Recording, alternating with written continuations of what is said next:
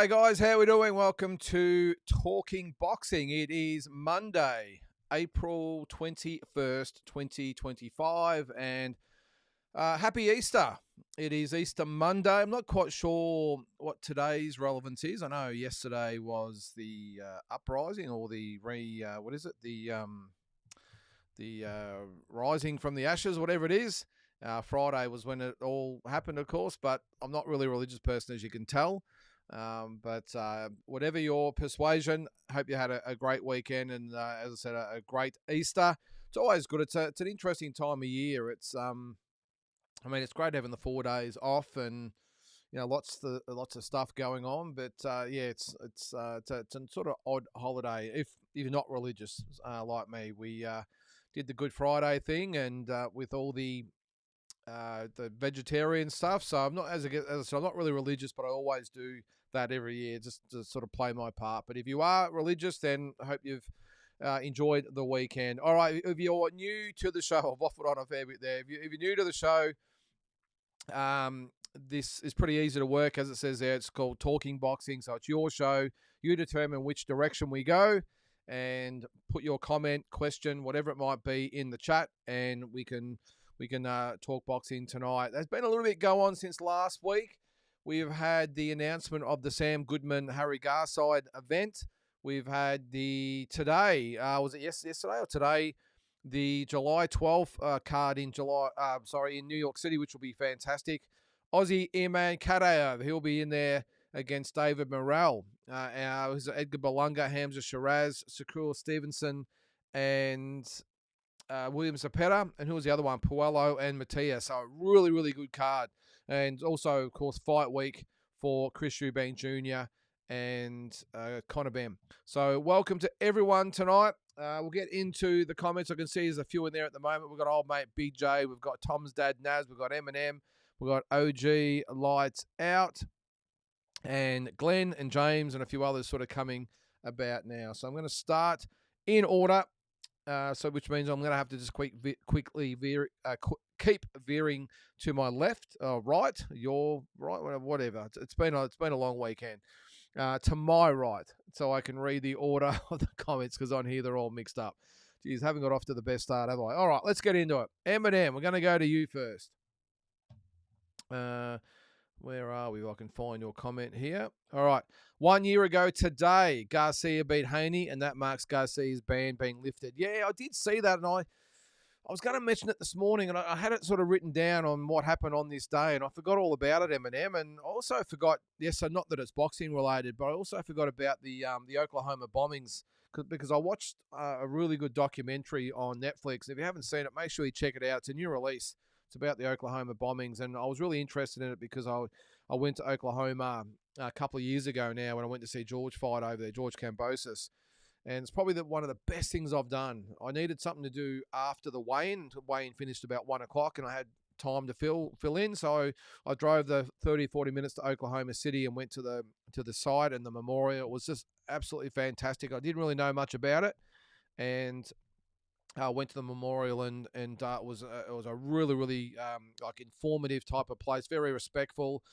They did it really, really well. But that was either yesterday or the day before, so I forgot about that as well. But again, if you haven't seen the documentary, check it out on Netflix. But yes, on this day or yesterday, whatever it was, Ryan Garcia did beat Devin Haney. He's still got the O though, Eminem. Just ask him. That's Devin Haney I'm talking about. The little round table they did. Was it a couple of days ago? It's interesting. The quietest people on the panel were Roller Romero and Ryan Garcia, who didn't really have much to say. It was Teofimo Lopez and Devin Haney. I don't know what goes through the head of Teofimo Lopez sometimes. Just carrying on that he I was just talking about this to D-Style on his boxing channel this morning, that talking about beating his own ass, and it just seems a little bit odd, sort of when you say it out loud, doesn't it? When he beats his own ass. And he did bring up a really good clip of Jim Carrey in was it Liar Liar, the movie, where he's kicking his own ass. That's what Teofimo Lopez did apparently. It wasn't George Kambosos. George Kambosos didn't knock him down. He knocked himself down basically. So yeah, not cool from Teofimo Lopez, but. Yeah, it is 1 year to go, mate, which makes it all on the up now, doesn't it? Ryan Garcia now free to fight What is it, in a couple of weeks' time? All right, we will go to Eminem again. All right, it's good to see Garcia acting like a normal, humble athlete in the build-up to his fight next week, and not a deranged mental patient. Yeah, I think he's matured a bit, Eminem. I think he just looks like. Oh, look, was last year the fight with Haney, was it a little bit of maybe a role play for him? Maybe he wanted everyone to think he was a little bit crazy, especially Devin Haney. Maybe that was the case, because I know he's carried on a little bit in the past, but last year he seemed pretty unhinged. This time around, it's almost like he's got the job done. It was mission accomplished as far as the Devin Haney fight goes, and now he's sort of back to being that guy that he used to be. If you remember him when he first started, he was a humble type of guy, and then it just sort of manifested from there. But I'm with you there, though, Eminem. I think it's really good that he's sort of back with us and being respectful. And you could just almost see him at the little round table they did, just sort of looking at the others going, yeah, I just really can't be bothered with all this. I really just want to get on with it. And Roller Romero looked a little bit bemused as well. And just a little bit on Roller Romero. I said he did an interview the other week, and he was saying how amazed at what he was that, Manny Pacquiao hadn't been in the Hall of Fame before now, and it was an injustice. And all. Well, Rolly, you've got to be retired for at least 5 years, mate. So he's gone in on the first opportunity to get in. So you just got to know the way that the Hall of Fame works, mate. He couldn't believe that Manny Pacquiao wasn't already in the Hall of Fame. But yeah, you got to be retired for at least 5 years. All right, Tom's dad, Naz. Happy Easter. All July 12 card is lit. I read a report saying Shakur has given Matchroom the flick and gone with Lou DiBella for the fight. Also a big fight for Kadyrov on the card. He has, Naz. Now, I don't know what's happened there. He's decided to not hook up with Eddie Hearn and Matchroom for this fight. He, of course, just had that one fight with him in his last fight.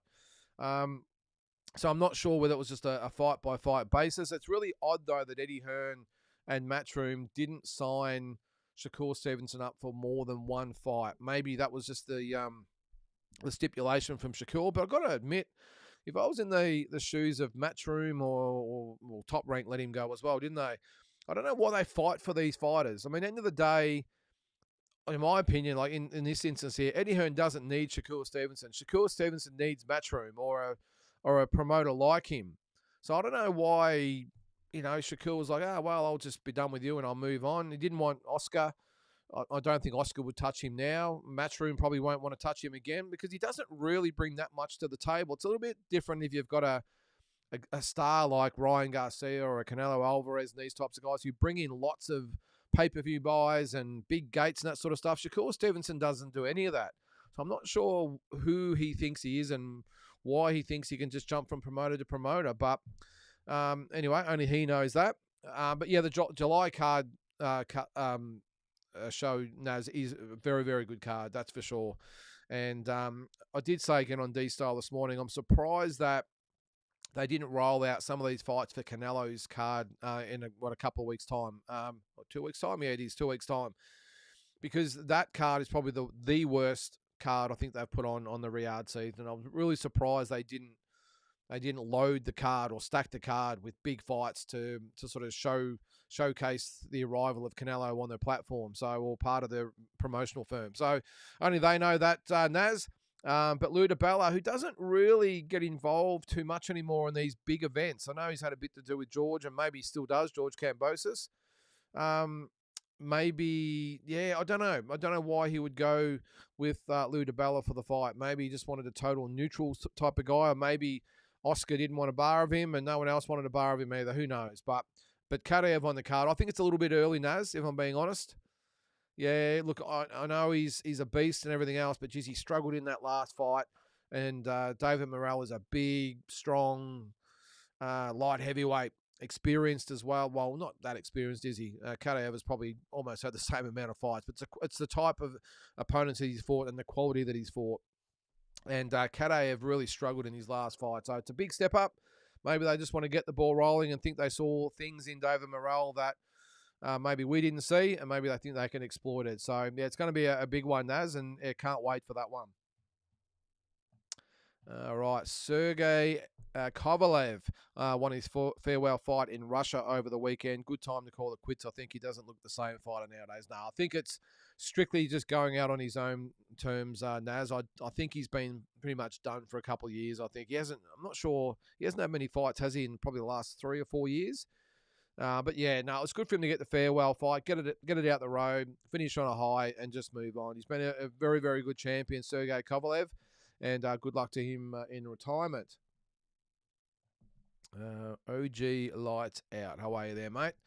I've noticed your other channel with your amateur fights was Andrew Tour, a family member of David Tour. Yeah, it's my personal channel, that one, OG, and I put those fights up a long time ago. I used to have people all the time. If you notice that channel, I don't put anything up. It's just a channel. It's really just the channel I use to watch other channels, really.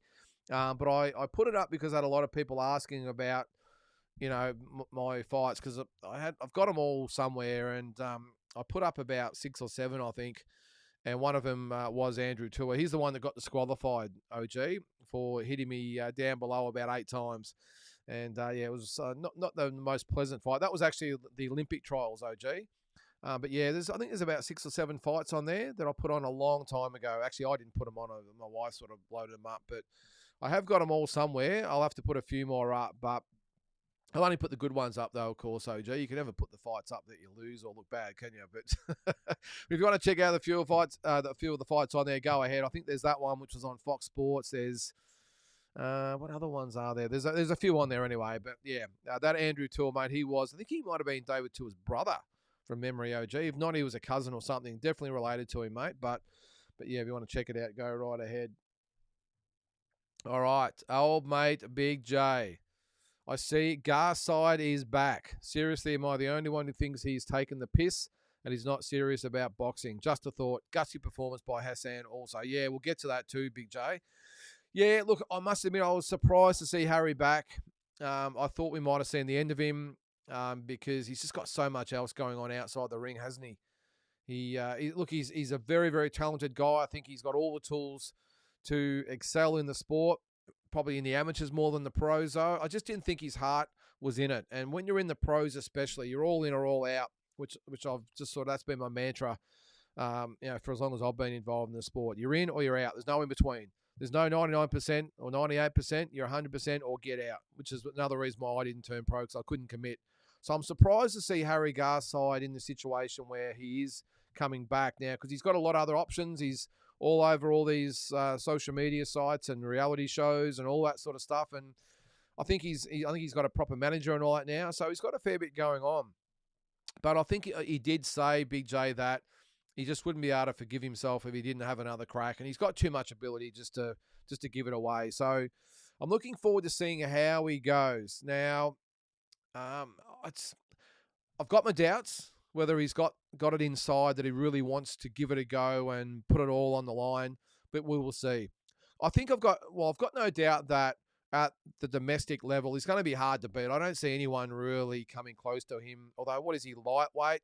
Well, there probably is. I mean, Ibrahim Bala and Jalen Tate, John Manu especially, though he's more at 140, isn't he? I mean, those types of guys would be a bit too much for Harry at the moment, I would think. But these types of guys that he's fighting next, he'll continue to beat them. I'm just not sure what happens when he steps it up to fight, not just internationally, but the really good guys domestically, like those ones I just said then. So we will see. Look, he's a super talented guy, but you need more than talent in the pros. You need a lot more, and as I said, you're in or you're out. Let's see what he's got. And gutsy performance by Hassan. Yeah, it was. Yeah, with that torn bicep. I did see, if you look carefully in the third round, he does look down at his arm. And I thought he might have damaged his hand, might have cracked his hand or done something. And he looked down and then he was just throwing right hand for the rest of the round. And I thought he was done. But just super heart shown by Hassan Hamdan. I'm not sure whether he's going to be ready to go by June. But either way, I think he's done what he has to do. He's shown himself on an international stage. I'm sure they'll get him back from that performance. And who knows where he can go from now. He's got to stay overseas for another year and a half, I think it is. I saw somewhere because of that ban. But I think I did see that he's only banned in New South Wales, not Australia. So I'm assuming that if No Limit do a show in Brisbane or Melbourne or anywhere else, he should be able to fight on that on those shows as well. So yeah, very very good performance, a Big J. All right, I'll keep going through the comments here. I think we've caught up. All right, Eminem, where does Eubank Jr. go if he wins this weekend? And where does Ben go? I like Ben in the mix at 154. It's a very, very good question, Eminem. Look, I think Ben wins the fight. I know that might go against what a lot of people out there think, but I think Conor Benn wins the fight. Now, I'm putting it down to a couple of things. One is that I think coming up in weight, he's going to be very, very strong. He's going to be healthy. Obviously, no issues making weight. He's coming up from 147 to 160. So it's all about, putting on the weight healthily. Is that a word? Putting it on in a healthy way is what I'm probably trying to say. He's done a lot of the strengthening and conditioning. He's obviously put on natural weight, not just put on fat. So he's going to be very, very fit, strong, and healthy, Eminem. Eubank Jr., on the other hand, I've got doubts that he's going to be healthy. He's coming down from 168 to 160, and he's going to do it hard. I think he's admitted that it's going to be a battle. He'll get the weight off. I'll make no mistake about that, but I think he's going to do it tough. And I just think the ages at the moment, Ben is, what is he, mid to late 20s, is he? Actually, what is he? I'll have a quick look there as I'm talking there. Eubank is what, about 35 at the moment? He might even be going on 36, I should say. Sorry, I'm looking at Ben, born on 28th September, 96. So he's only 28 years old. So he's about hitting his peak now. Maybe slightly past it, which is an odd thing to say considering he's never really had a big fight. But he's 28 years of age. And the fact that Eubank Jr. is 35, 36, whatever it is, that's why I'm going for Ben now. I know Eubank Jr. is the bigger man. And that's probably the only reason I could probably think you'd be really giving him a chance to beat Ben now. Let me know what you guys think. But I just think Ben will overpower Chris Eubank and maybe stop him in 8, 9, 10 rounds. And then after that, look, if Eubank Jr. does happen to win, there's some good fights there for him. I think Canelo might be next. I think there's maybe not next, but Canelo might be in the mix because when you think about it, Canelo's got Crawford in September. Looks like he will probably have the winner. I think if Hamza Shiraz beats Berlanga, he'll be in line after Crawford. If Berlanga wins, I just think it'll just be forgotten about. Eubank Jr. might be in the mix if that's the case. So if Edgar Berlanga beats Hamza Shiraz, if he does win this weekend, I wouldn't be surprised if he fights Canelo after Crawford. If Ben wins, I like it too. I like him at 154. I think he'd be fantastic. And why not throw him in the mix with Virgil Ortiz and Boachuk and maybe Charlo, maybe Tim Tszyu. Lots of very, very good fighters. Of course, Fundora. Lots of great fighters at that weight. And Murtazaliev. Some really good fights here to be made. Big money fight. So I think the only one for him at 147 is probably Boots Ennis. But what happens if Devin Haney or Ryan Garcia goes up? So I think he's got a few decisions he's going to have to make. I think if it's only Boots Ennis at welterweight or 147, I would leave the division if I was Conor Benn. I can't see him beating Boots Ennis. But if Conor Benn wants to wait for a Ryan Garcia or Devin Haney, they're winnable fights for him. Do I think he beats them? Probably not, but they're a lot more winnable than Boots Ennis would be.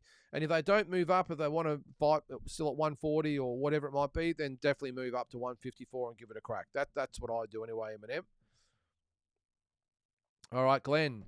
Evening all. Still hate Canelo and Tank. You did get stuck into him last week, didn't you? The Whittaker stoppage was pretty poor, and God, he is such a dick. Yeah, he doesn't do much for me, Glenn. Look, the controversial stoppage was there. Look, I don't know. I'm a little bit in between. It was poor. It was a little bit early, but I think we all knew the way the fight was going. And mate, yeah, 100% right. He is a dick. Look, like most dicks, Glenn, they always get what's coming to him. So just stay tuned. He will get what's coming to him one day. Look, I've got no dramas with fighters playing up, but at least have a few runs on the board. He's done literally zero since turning pro, and the way he carries on. Look, as I said, Glenn, he'll get what's coming. Boxing is a very, very good square-up type of sport. It will happen eventually, and hopefully I'm there to see it. All right, James. Garside just wants his face on TV. Big J, yeah. Yeah. Well, we'll see, James. We'll give him the benefit of the doubt at the moment. Look, I think we need guys like him in the sport in Australia. Do we need them wearing dresses and nail polish and makeup and all that sort of stuff? Look, probably not, but each to their own. Not going to hold that against him. He's a unique individual, is Harry Garside, but he's a good guy. I've met him numerous times, and he is a good guy. He's just a little bit out there. Will boxing fans in Australia take to him? I don't think so, but we'll see. He starts winning, then we'll see if they jump on board. All right, Eminem not seeing Paulo Acuso on the May 14th card. No, I didn't see it either, Eminem. Now, I did read the article from Brendan Bradford. I don't know if anyone else there read it, but it did say Paulo Acuso would be on the card. So I'm not sure what's happened there. I think a couple of people brought it up the day after the announcement of the card. So maybe it was just Brendan Bradford, maybe just guessing. But he's going to be going back to No Limit. So it would make sense for him to be on that card. What is it? Another, 3-4 weeks away, I think it is. So it does make sense, but maybe he'll be on the one after that. Because I think, what are they talking about? Is it June? Is it June 11th? I think it is, for the Liam Paro and Nikita Zoo fights in Cairns, I think it was. Anyway, there's that many cards going on at the moment. But I'm sure he'll be around anyway, Eminem. He'll be on the card at some stage. All right. Mutty, evening all. Have you watched much of Cardenas, Lynden? Looks pretty handy. Good swagger punches, but I think the monster will eat him alive. Yeah, look, he's capable, Mutty. And look, he's a very, very good fighter. Don't get me wrong. Haven't watched a lot of him, if I'm being honest, but I have seen him. Look, who would you back against Nawa in a way? Who would you realistically give him a good shot of beating in a way? Probably apart from Nakatani and Bam Rodriguez. I know we all talk about MJ, but MJ was beaten by Marlon Tapales. And look what Inoue did to Tapales. So, look, I'm not banking on that. I just think he walked through all these guys until he gets a Junto Nakatani. And that's when we get a hell of a fight. And maybe Bam Rodriguez comes up. But, look, I think he's more than capable, Mutzi, but I'm not giving him a chance to beat Inoue, if I'm being honest. Big J, as Anzac Day is this Friday, I encourage all to attend the dawn service to pay respect for our military members, past and present, and of course those who pay the ultimate sacrifice, lest we forget. Yeah, well said, Big J. And I'm pretty sure most people on here, I'm gathering, would go to a dawn service. I do every year. This will be the year where our first time having the pub, so we're going to put the Anzac Day AFL on as well. On the big screen, and we're going to do a day for all the military people if they want to come in, or just the public as well. But we are going to sort of aim at a lot of the military, and because I think the RSLs go to about 1 or 2, Big J. Is that right? They go to about 1, 2, even 3. The football's on at, I think, 3:20 or something like that. So we're going to try and put a big day on and have food and maybe play a bit of 2-up or that sort of stuff as well, Big J. But yeah, if you're able to get to a dawn service, make sure you do, because as Big J has said then, let's pay our respect to the military members, past and present. And I'm sure we've all got family members that are either in the military now or have been in the past, and a lot of them would have paid the ultimate sacrifice. So yes, Big J, lest we forget. Albie Mangles, what do we got there, mate? How the hell has Huni got the rankings he has with various sanctioning bodies? He's beaten nobody with respect to deserve such elevation. Still question marks on him. Well, let's have a bit of a look. I know he's number 1 with the WBO. The rankings have just come out, haven't they, just recently? Let's have a quick look. All right, so in the heavyweight division, he's ranked number 7 with the IBF. He is not ranked with the WBA because they have a real problem with Aussies these days. You don't see many Aussies ranked at all in the WBA, which is not a usual thing, because when I was promoting, everyone was ranked with the WBA because they all had regional titles. Every half-decent fight in Australia had a WBA Oceania title attached, which got you a top 15 ranking. So that mustn't be the case anymore. All right, so he's ranked number 11 with the WBC and number 1 with the WBO. So if it all goes pear-shaped with the WBO, with Usyk and Parker and Dubois and all this sort of stuff, and there's vacant titles on the line, then Justice Huni will fight most likely Joseph Parker for the full belt, unless they just give him the belt. Maybe that's what might happen. I don't know. A little bit of water to go into the bridge there, but mate, you can't just single out Justice Huni. I mean, look at the others here in that heavyweight division. I could go through each division and rattle off a heap of names. I mean, you've got, well, geez, the number one challenger for the IBF belt is not rated. It's vacant. Again, how the hell do you have a vacant ranking? I don't know. But Derek Chisora is the highest ranked IBF contender there, Albie. Fabio Wardley is the number one challenger for the WBA, which is not I suppose it's not it's not out of the realms of possibility maybe. But Lawrence Okoli with the WBC, come on. Anyway, but even Moses Otama is number two with the WBO. He's done probably less than what Justice Honey's done, and he's ranked number two. So it's got me buggered, Albie. I don't even try and make sense of the sanctioning bodies these days, mate, because you just bang your head against a brick wall sometimes. All right, Glenn, why the hate for Harry? He literally is undefeated as a pro, wanted to go to the Olympics again and made a pocket full of money for his 1 month on the celebrity thing he did. I got no dramas with him, Glenn. I've got no hate for him at all. As I said, I've met him quite a few times, and he's a very, very good fighter. So he's undefeated. I think what it is, Glenn, is that I just don't think people, it's not that they don't like him as a person. I think a lot of people have a bit of a problem with what he represents.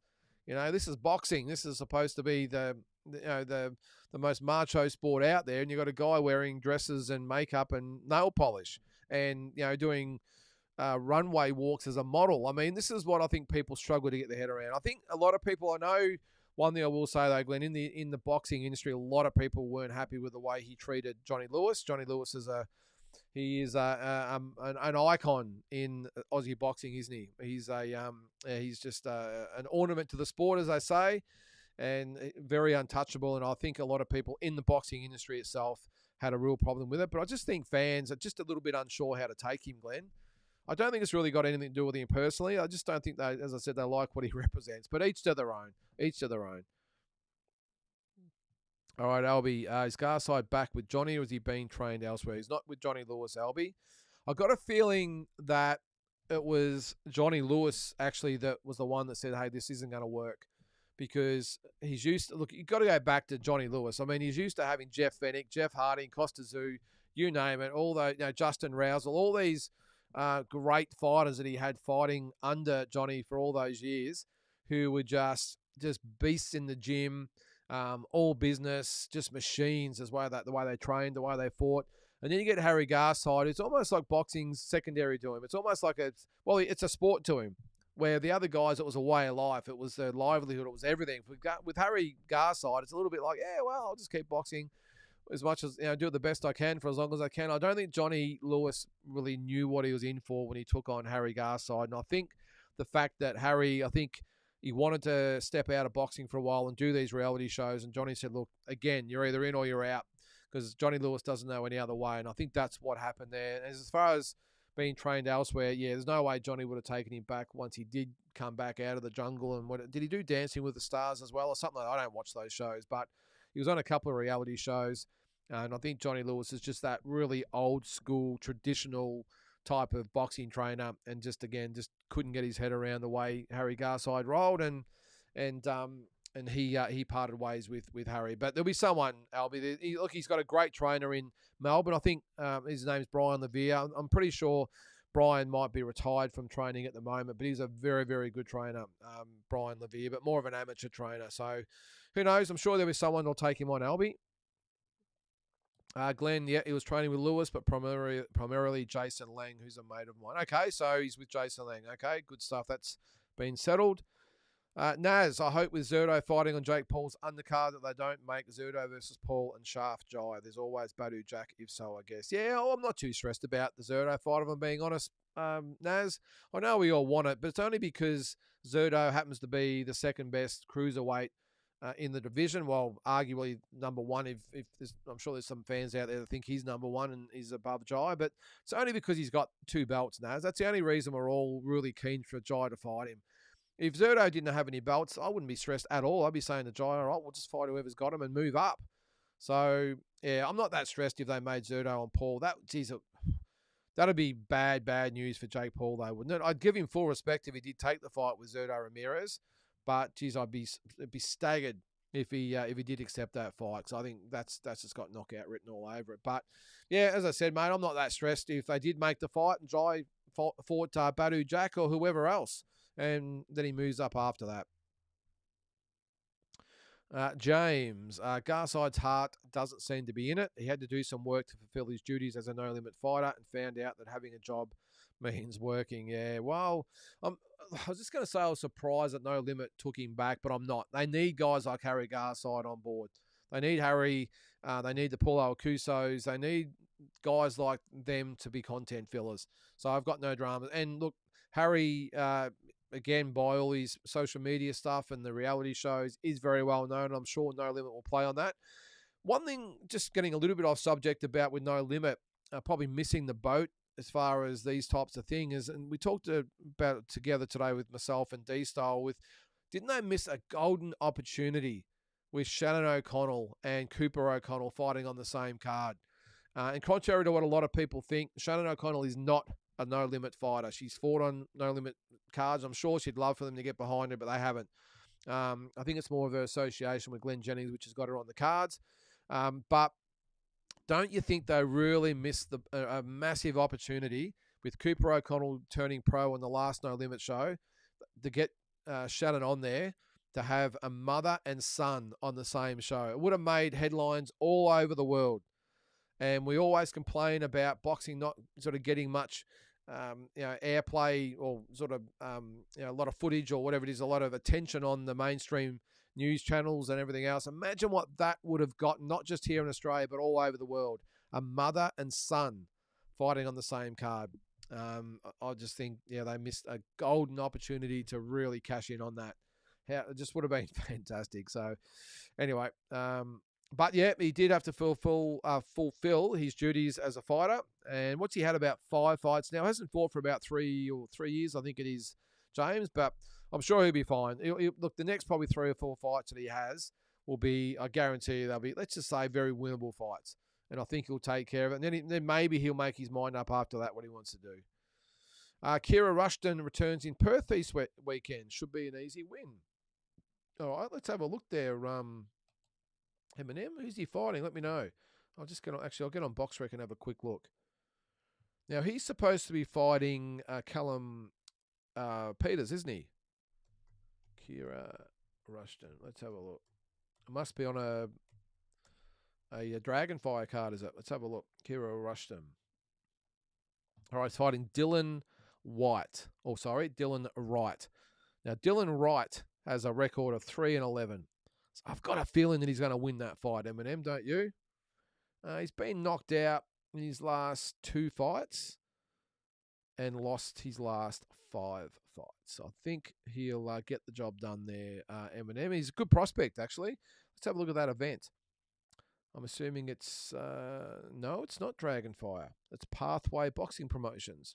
Jackson John England is the main event. He's fighting Jai Lane Taylor for the IBF Pan Pacific Super Featherweight title. Who else is on that card? Anyone else we might know? No one on that card. Dylan Wright. Why does that name ring a bell? No, I don't know. I thought I did. Yeah, anyway, there you go. Well, all the best to Kira Rushton this weekend. All right, Ali Ugas, Lynden, will you ever promote again or have you finished with that part of life? I've well and truly finished, Ali. Well and truly finished. I did 21 shows, gave it my all, but when COVID hit, it was probably a good time for me. I know COVID was a bad time for a lot of people, but it really just made me sort of get off the carousel, I suppose, Ali, and just have a good look at what I was doing.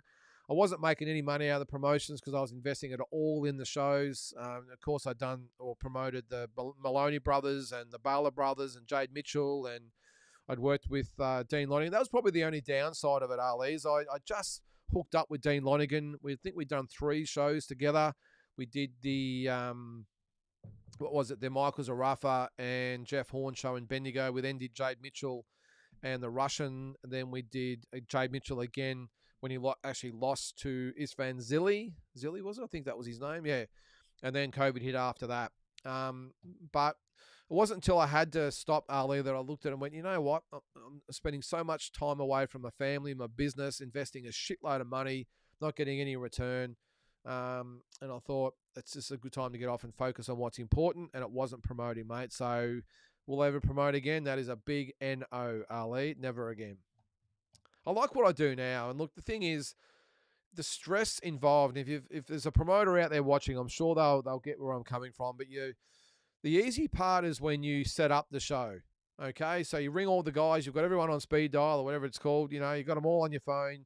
You get your venue organised, and most promoters have one venue they sort of operate out of. So you ring your venue guys, and you get all that booked in, and then you book your ring and the lights and your seating, and you get all that organised and put your permit in for the combat board, and you start getting your posters and all that made. And then you really just start putting the show together. It's almost like it comes together at the start really quick. You got your A side of the fighters you want on the card, then you just sort of fill the gaps in. But everything else is set in stone. It's just done. You ring all your guys and everything's done. So that's the easy part.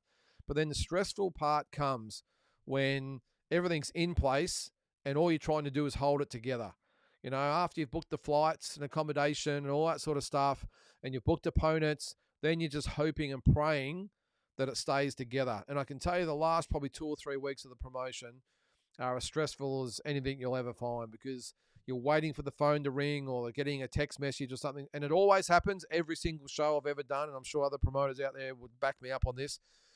Every single card, you get a fight that falls over last minute or something happens, and it just becomes a mess. Very rarely does it all just stick together.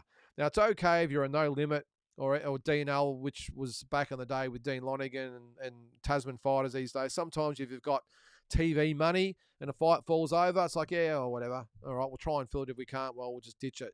But when you're a small-time promoter, you're relying on ticket sales, you get a really good ticket-selling fighter who the fight falls over, you could lose 10 grand, 15 grand's worth of sales just like that. So it's very, very stressful. So I've got a lot of compassion for a lot of promoters out there. When people get stuck into about the quality of the shows or whatever, I feel them. But I don't need that stress or aggravation anymore, Ali, I can tell you. So to answer your question, that is no. I am finished with that part of my life, 100%. Eminem, the key to fight news soon, apparently. Yeah, well, as I said, mate, I reckon it's going to be June. Is it June 11th? Where's my calendar here? I'll have a quick look. I thought it was June, or is it July 11th? No, it must be June, I reckon. June the 11th is a Wednesday. So that would be, I reckon that's where he will fight Eminem. I reckon Nikita and Liam will fight June 11th in Cairns. I don't know anything, by the way, guys. I've got no inside information. It's just my gut feel. Ali, how far do you see Monir Fathi getting? Will he eventually fight Nikita or headline a show at that level?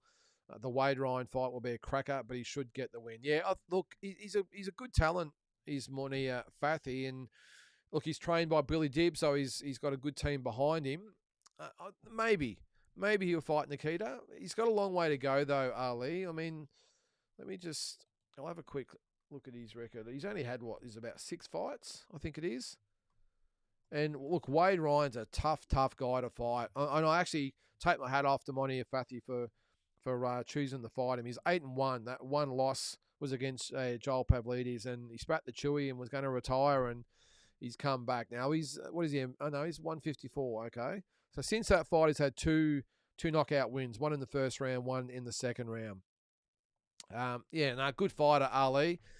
Oh, geez, I'm not sure whether Nikita's team will want a bar of him, Ali.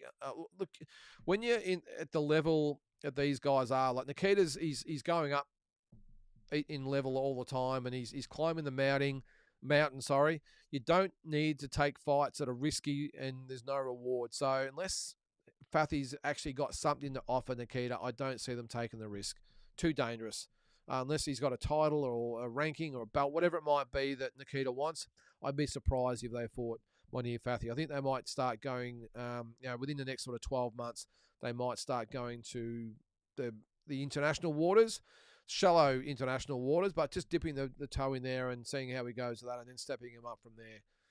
But the Wade Ryan is a risky fight for Fathi, but I actually think he wins that fight, Ali. He's very tricky, is Wade, but I think Monir Fathi, this is probably his time to make a statement and start climbing the rankings, and I think this fight will be it. What's that, Glenn? Harry did 1 month on one reality show. Yeah, I thought it was a couple, Glenn. I thought it was Dancing with the Stars, unless that's coming up. I don't know. Don't know. All right, Cal Jane. Paul Gallen needs to go. Embarrassing. Yeah, well, that was the other fight that was announced, wasn't it? Has it been officially announced yet? I don't think it has. It's the Sonny Bill Williams fight. I think that's going to be. Is that July 12 as well?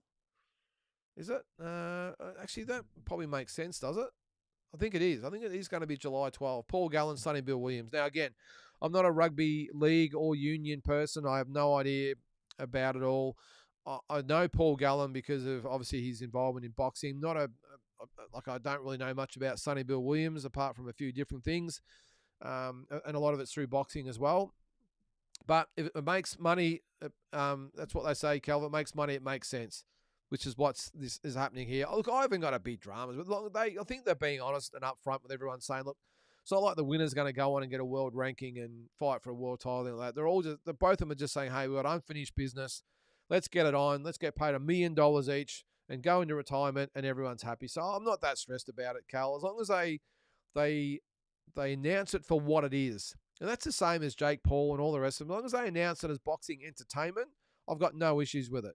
But when they start, especially in Jake Paul's case, when they actually try and sort of con the boxing public into thinking that they're actually for real, that's what I don't like.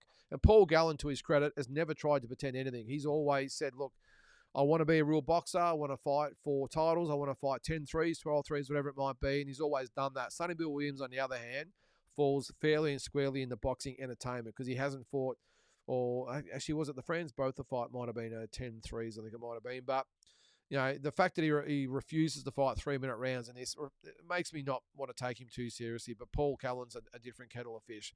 So I don't think he's embarrassing, Cal. I think the whole concept of boxing entertainment is embarrassing. But if that is your cup of tea, then all the best to you. I, for one, won't watch boxing entertainment. I'm in for the real stuff, so I won't be watching. But if you want to watch it, you go right ahead. All right. Still with Ali. Yeah, the Sonny Bill Williams Gallen fight on Stan really needs a strong undercard. Can't see too many pay-per-view buys with them headlining at 2-minute rounds with their ages and time out of the ring. I reckon you'll be surprised, Ali. I reckon the pay-per-view on that will be very good. The Stan thing's a little bit of a worry that it's on Stan. If it had been part of a standalone, like say they hooked up with No Limit and they did a standalone pay-per-view, I reckon they could sell a fair few pay-per-views. Look, the way they promote it up and package it all up in this being some super fight, on main event, I reckon they do okay out of it. But the fact it's on Stan, I don't know a lot of people that actually have Stan, so I'm not sure it'll do big numbers. But hey, they must be banking on it to do something spectacular because they're getting paid $1 million each, so they're obviously expecting big numbers. Naz, what's your thoughts on Abdullah Mason? 18 fights in and only 21 years old. It would be good to see him step up against someone like Tevin Farmer after Mason's June fight. I like him, Naz. I think he's a good fighter. Look, a long, long way to go. I'll just put his record in as we go here. Now, yeah, no, I'm a big rap. Look, as I said, a long way to go, but a lot of potential, a lot of talent. But look, he sort of reminds me of like a Keyshawn Davis who we didn't know how good he was until he actually took on a really good fighter. Well, a semi-good fighter in Bolachuk, wasn't it? And I think Mason's going to be the same. Very, very unproven. What is he? 18-0, 16 knockouts. He only fought, was it a couple of weeks ago? Was it? Yeah, the April the 5th. Yep. And he had a good win there. So he's actually, when's he fighting again? June 7th. He's fighting Jeremiah Nakatila. I think it's how you pronounce it. What event is that on? Let's have a quick look. That is on Keyshawn Davis's fight with Edwin De Los Santos. Okay, all right. Look, he's got a way to go. But very, very good talent. What is he? 135. So I'm sure he'll be in the mix at some stage, Naz. But even though he's had 18 fights at only 21 years of age, I think he needs at least another half a dozen fights before they step him up. Although this guy is fighting, I don't know much about him, Jeremiah Nakatila, 26-4. He is from Namibia. Coming off 3 straight wins. So yeah, anyway, good step up for Mason anyway. But yeah, I'm big on him, Naz. I think he's going to be a very, very good fighter down the track. Glenn agrees. He says Mason is very good, still learning his craft, but really, really good. Yeah, he's got the talent, Glenn. That's probably the main thing. It's the starting point. A lot of talent. Then you got to build on top of it. The main thing is at 21 years of age is not to rush them along. Don't throw them in a fight too quickly unless they believe in him like they believed in Keyshawn Davis, who stepped up and really had that impressive win over Bolchok, didn't he? Nectar of the Gods. Yeah, what Lynden said, Garside can jog on as far as I'm concerned. Okay. All right, Glenn, just heard you talk about the Lewis Harry thing and relating it to Fennec Zoo Rousal days. There's a bit more to it than that. I'm sure there is, Glenn. I'm only just scraping the surface. I know that, but I know that, and I know this for a fact. I've talked to people in the know. I don't know his trainer like you obviously know his trainer, Jason Lang, was it? I don't know him, but I know that Johnny Lewis pretty much walked away because Harry Garside couldn't commit as much as he wanted him to. But as you said there, I'm sure there's more to it. But I'm sure it'll all be revealed at some stage. All right, Nectar of the Gods. If a dude is painting his nails and wearing dresses, then get the hell away from me. I'm not entertaining that BS. Yeah, well, each to their own. I gave him $1, says, I'm a busted hands 54-year-old electrician that did a fair bit of boxing training in my early teens. I'm calling out Jake Paul here first. Hey, mate, go right ahead. Mate, you're a little bit too much in your prime, though, for Jake Paul, though, mate. 54 years old with busted hands. Mate, nah, sorry. He's not going to look at you. You're too qualified for him, unfortunately. What's that, Mutsy? Kira Rushton looked good last time out. I thought he did. He looked very impressive.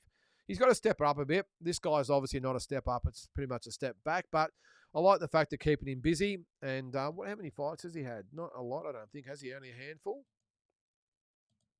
Where was it? I'll go back to... where was it? Yep. All right. So he's only had 5 fights. So a long, long way to go for Kira Rushton. 5-0, 5 knockouts. A lot of talent. And I don't want him to fight Callum Peters. I think that's going to be way too... I don't see the sense in those guys fighting each other and one taking an L. You've got 2 really good up-and-coming young Aussie fighters. I just don't see the sense in putting them together at this early stage. As I said, doesn't make sense. But anyway... Drew Keeley. How are you, Drew? I would really love to see Andy Cruz being brought along faster and against better opposition, given his decorated amateur pedigree, and at 29, he doesn't have lots of time on his side. The problem is, though, Drew, no one wants to fight him. That is a big problem. And, he wants Keyshawn Davis, but what did he beat him? Was it 3 or 4 times in the amateurs? So you would think that Keyshawn Davis is not going to want to risk his title against Andy Cruz. Now, he's only had 5 fights. Last fought in January of this year. So, I mean, when did he turn pro? July 2023. So, in nearly 2 years, he's only had 5 fights. So, yeah, you're right, Drew, and he really needs to get himself moving. Look, I think he's a lot like Vasily Lomachenko. I think they could step him up straight away. I think most of his fights have been... Actually, they have. I was just going to say, I think most of his fights have been 10 rounders or scheduled for 10. Every single fight has been scheduled for 10 rounds. So, I've got a feeling... he could do a Lomachenko and jump straight into a massive fight or a big world title fight right now and not really skip a beat. Now, just on him at the moment, I'm pretty sure his ranking's pretty good. Where is he? Lightweight. So he's ranked number 2 by the IBF. And if Vasily Lomachenko does retire, he would fight Zor Abdulov for the vacant belt. So maybe he's just biding his time, and when he wins the belt, then it'll all open up for him then. He's ranked number 3 with the WBA. He's ranked 1 with the WBC. I don't know, how can you be ranked 1 by the WBC? And actually, on that with the others, ranked number 2 with the IBF, 3 with the WBA, 1 with the WBC after 5 fights. That just doesn't make any sense again. Now, WBO, a little bit more sensible. They've got him ranked at number 10. So you can see there, if it all falls his way, he's going to get a world title shot. I don't think Gervonta Davis is going to fight him anytime soon. I don't think Shakur Stevenson is going to fight him anytime soon. And they're the ones he's ranked pretty high. Well, he's ranked number 1 with the WBC, but Zapata will obviously get, or he's getting the first crack at him being the champion. Then he'll be the mandatory. So, geez, whoever wins, that'd be a ripper fight, wouldn't it? Stevenson or Zapata against Andy Cruz. I don't think Keyshawn Davis is going to fight him anytime soon either because he's ranked number 10. So I would guess, Drew, that they're going to wait until Loma vacates the IBF belt, and he'll win or fight and win that IBF belt against Zor Abdullayev. Then you might be looking at some unifications against the likes of Stevenson or Zepeda, maybe Keyshawn Davis, although he's talking about moving up as well, which could happen. He's talking about going to 140. So, but geez, how good would a fight with either Steven Zepeda, Davis, or better yet, Lomachenko be with Andy Cruz? Some great fights there. But I'm with you, Drew. He needs to get himself moving. Fathy will have his hands full against Wade Ryan. Says, Mutsy, so many people struggle with his style. He's such a spoiler, Mutsy. He really is. He makes some pretty good fighters look ordinary. And a lot of respect for Wade Ryan. But I just think if Fathy is going to be anything, he needs to get past Wade Ryan. And I think he does. All right, Naz. I didn't watch all the middleweights in the Grand Prix, but from the ones I did see, Dylan Biggs might go a fair way through it. He looked sharp on Saturday night. Yeah, I did actually see the replay, Naz. I didn't see it live because it was a little bit late. Did look good. So, yeah, no, I've only probably seen 6, 7, maybe 8 fights so far in the whole Grand Prix, Naz. It's just the time it's on and the week. It's over this weekend. It's been a little bit hard to watch them all, but he looked good. He's got some tough guys to get through though, Naz, so we'll see. But no matter what happens, the fact he's getting this type of experience, I think will be good for Dylan. Whether he wins the tournament or not, it'll be good for his career going forward. He's only a young guy, so I'm sure he'll, the experience will keep him or hold him in good stead. All right. Nectar of the Gods. Jake Paul versus Jaya Pataya. Straight up fight. I'd pay for that even for one round. I think a lot of people would pay for that Nectar of the Gods. There's no way Jake Paul is going near Jaya Pataya, I can tell you. He might talk it up and say he is, but I strongly doubt it. I would think that Jaya Pataya's got way too much respect for the sport to do that. But having said that as well, you get offered $10 million to fight Jake Paul, you'd almost forgive him for doing it, wouldn't you? Ali, you would know better as an owner, but I think the pubs don't even show the Stan pay-per-view shows. I don't think they can, Ali. I'm not sure how it works with those streaming services. I don't have Stan. I never have, so I'm not sure how it works. I did stream DAZN in our pub because it's interesting here in Australia. There's no actual laws to prevent you from doing it. That's obviously going to change when this whole thing with Foxtel comes in and they make it part of the Foxtel package. But at the moment, you can just stream it from your phone onto or from a website onto the TV, which is what I did with George Kambosos. Because when you've got the big venues like the Sporting Globe, who have got massive venues all over the country, actively promoting it all over the social media, they're streaming it illegally, by the way, because you can't actually buy. Well, that wasn't a pay-per-view anyway. But they openly promote it, so it's obviously they can't police it like they can with Foxtel and Main Event. And I'm assuming it's the same with Stan. I would think if you've got Stan, you should be able to stream it to your TV as well. But look, I must admit in Bendigo, where I'm from, Ali, only the Sporting Globe put on, maybe one other put on any of the fights anyway, whether it's UFC or boxing. So they certainly wouldn't be going for the Stan Sport events, I wouldn't have thought. You never know. Check your local area, I suppose, but yeah, I don't think they're going to get behind those, mate. All right. Nectar of the Gods again. Biggs was good, but Hamden was a great tough effort the night before. Yeah, he was, mate. I wasn't overly impressed with his actual performance as such. I thought he sort of struggled against a pretty limited guy, but geez, the fact he did it with a torn bicep, I mean, that says it all, doesn't it? I think I said on my Walking Boxing episode where I reviewed it that I don't think it would have been putting the fear of God in anyone, but still, does it matter? I mean, the fight with a torn bicep, just an amazing effort. Now, what I think I said, they a couple of the journalists said it was one of the gutsiest or best performances ever by an Aussie. I wouldn't go that far. I mean, I saw Danny McGrail, a 140 pounder. Back in the day, fight with a broken arm, literally a broken arm. And he just kept winging the right hand after right hand after right hand. That was his one good arm and won the fight. And I can't remember if it was in the amateurs or the pros, but he literally had a broken arm. Not a hand, a broken arm, and won the fight. Now, that's gutsy. Now, with all due respect to Haas, with the torn bicep. I'm putting a guy with a broken arm ahead of that as a gutsy performance. But it doesn't matter, either way. I mean, such a fantastic effort by Hass Hamden, and I'm sure it'll hold him in good stead, and he'll go into some bigger and better things. Carl, how are you there, mate? Ben Whittaker beats everyone at 175, apparently. Yeah, apparently. I think Callum Smith beats him, to be honest. Yeah, I'm not on the Ben Whittaker train, Carl. Look, he's obviously got a lot of talent. Olympian, he's like hyped up to no end. But yeah, I don't know. Like most fighters like him coming out of the amateurs, he's just got a long way to go, and he's totally unproven. I'll have a quick look at his record. What's he only had a handful of fights, hasn't he? Let me bring it up. Ben Whittaker, where is he? The surgeon. All right, so he's 9-0. Okay, 9-0-1 with six knockouts. So he turned pro. Geez, nearly 3 years ago now. He went back to the Olympics, didn't he? In 20. Yeah. So he turned, or did he? Did he go back to the Olympics? Did he? I don't know. Whatever. But he's had 10 pro fights now for 9 wins, 6 knockouts. So yeah, look, I'm sure they'll push him along now, but. Yeah, again, a long way to go, Carl. He's going to have to stand in line too, isn't he? There's a lot of people in front of him in the 175-pound division, isn't there?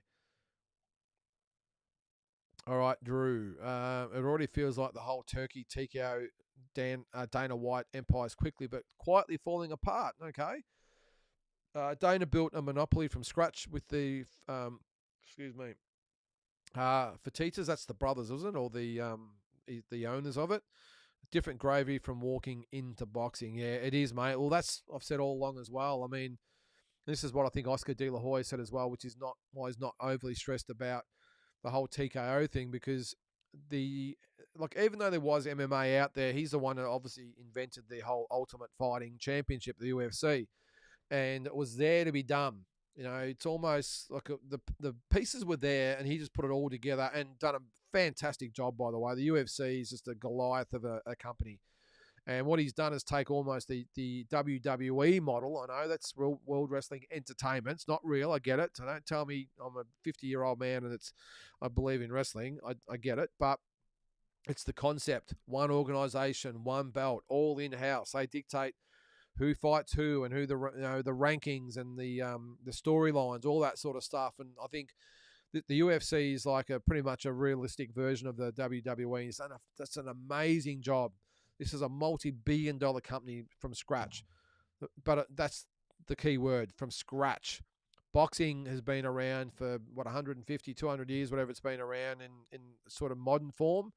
So, what's he going to do? I mean, they've got established fighters, established promoters, established everything. Now, it mightn't be perfect. I get that. It's far from perfect, but it's established. And it's not like you've got incompetent people running the show. Oscar De La Hoya, Eddie Hearn, Bob Arum, Frank Warren. This is to name a few. And then, of course, you throw Turkey in there working in conjunction with those guys. But he's also working in conjunction with Dana, which is a bit odd. But anyway, it's not like he's going into a sport that, drastically needs his input, that needs Dana White. Boxing's doing better than it ever has, I believe. Well, maybe not as better as it ever has, but still at the moment is riding a wave. And for Dana White to come in and just almost arrogantly think he's just going to change everything and just take over, the only way that works is if the other promoters and sanctioning bodies all just roll over. This is the other thing I didn't mention. The sanctioning bodies, they're established. So all this is going to do is add a 5th belt or 6th belt, 7th belt, whatever the hell it is these days. All it's going to do is add to that. So I just don't see how we can make inroads, not in the short term anyway. Hey, if it's a 20 or 30-year plan, maybe he's got an opportunity. But the way it is at the moment, with boxing being so healthy, I just don't see what impact he can have. And this is the interesting thing for me is you've got Turki Al-Sheikh right in the middle.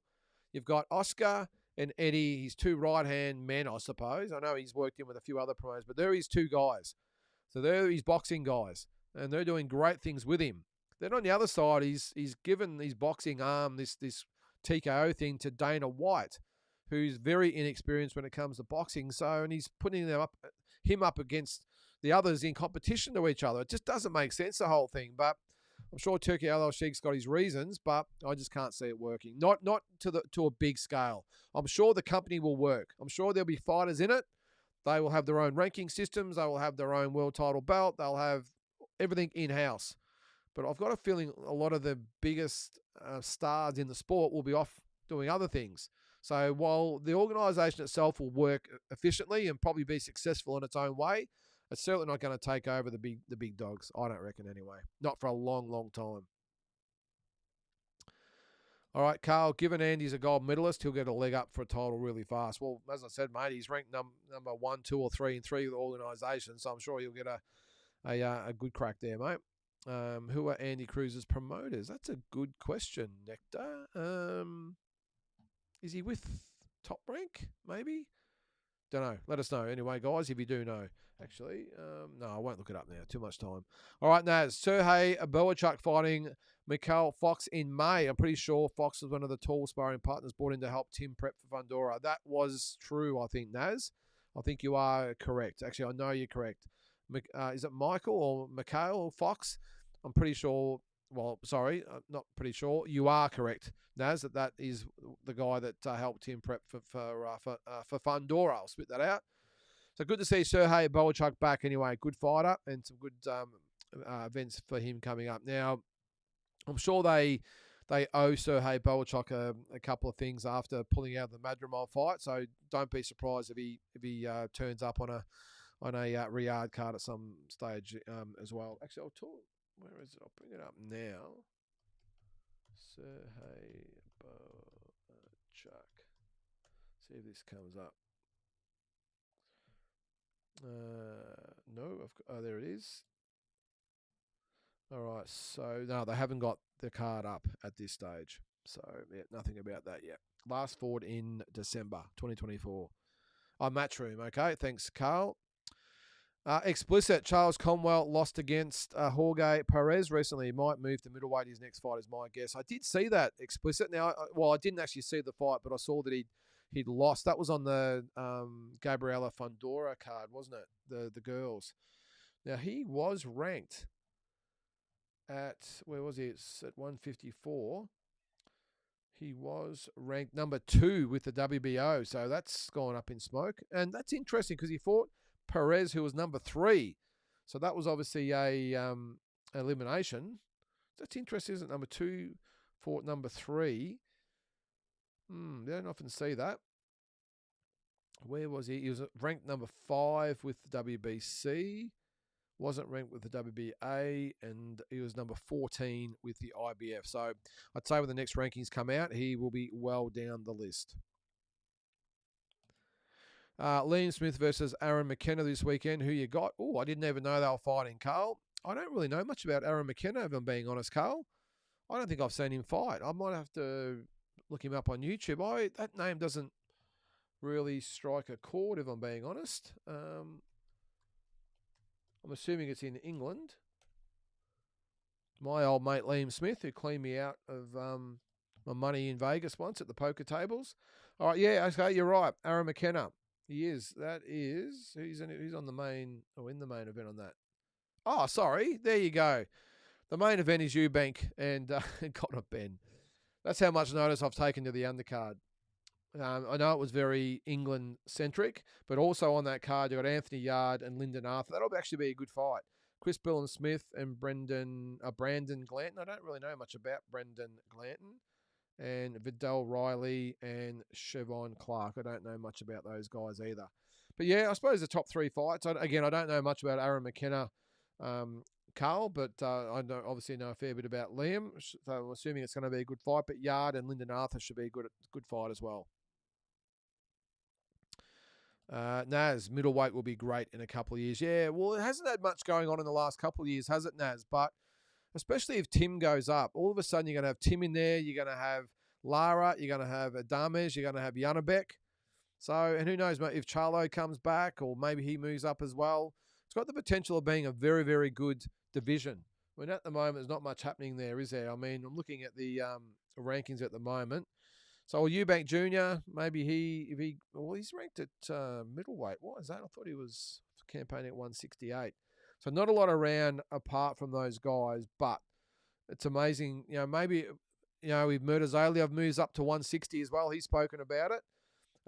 Maybe Virgil Ortiz moves up. All of a sudden, we're all talking about 154. Who knows? In another 12 months, we could all be talking about 160. Asbot, what's that? Holy shit, I forgot it was Monday. Well, it's Easter, Asbot, but I thought, what the hell? We'll go live anyway. It's still Monday. It might be Easter Monday, but it's really nothing day today, isn't it? Isn't it just an extra day off? I don't know. Fill me in again. I'm not very religious, but I'm assuming it's just another public holiday to tag on to make it worthwhile. But Ryan Gray, Bob Arum is 99. Maybe Dana White waits until he retires and pulls up a seat. It was only 93, Ryan, but I get your gist there. Yeah, maybe that'll be one less to worry about, but you'd think someone will step up and run top rank.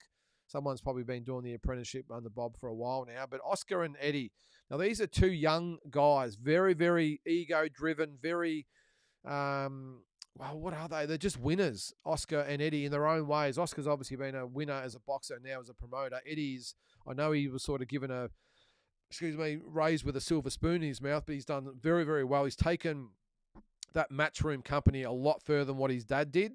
So these two guys that aren't going to roll over very easy, and I'm full of praise for Eddie and Oscar.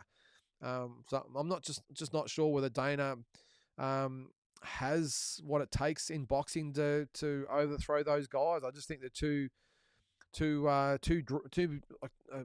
So what I'm trying to say, they're driven by things that I don't think Dana White has, if that makes sense. Now, Dana's obviously driven in the UFC, but I just think he's going to come up against two guys that are even more driven than what he is, if that makes sense. Ryan, go the Blues also. Yeah, we're back in the mix, Ryan. 2 wins over the 2 worst teams in the competition, but we'll take it, mate. We'll take it. Big test this weekend against Geelong, who had another win today. So might not be pretty next week, Ryan, but we'll see, mate. All right, Mitch Leake fighting for an IBF youth title in a couple of weeks. What's your thoughts on him? Yeah, no, he's talented, Naz. Very, very talented. Hasn't really fought anyone just yet. I'll bring up his record as well. Now, that's on the Team Alice card. My wife's cousin is actually fighting on the undercard of the fight. Damien Locke is fighting Stevie Baker in the footy fight. Damien used to play for Carlton, and Stevie Baker played for the St Kilda. So Mitch Leake is 11-0 with 5 knockouts. He's fighting Theo Dunius for the IBF, I think, youth world title. Now, I think there must be an exhibition. No, is it an exhibition?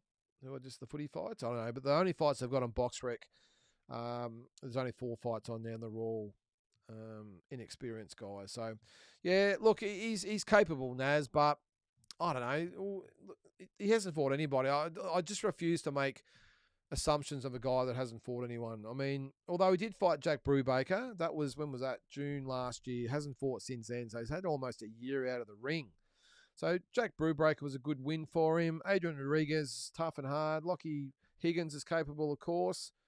He beat Damien Locke as well. Yeah, I don't know, mate. Look, on the surface, talented, but we've got to see more of him. Theo Dunius is 6-1, so I'm not quite sure what he brings to the table. Who was he's got stopped in the 4th round by Mason Smith. He's not a big puncher, so I don't even know. Is a youth title? Is it for a certain amount of fights? Is it age? I've got no idea, but it's good to put on the poster anyway, Naz, that they're fighting for a youth world title. James, if they put some good boxing on the UFC cards, there is a chance to steal a bit of thunder. Do you reckon they'll do that, James? I'm not sure. Has he spoken about doing that? I haven't heard him say that, but is he going to combine the two? I don't think that's a good idea.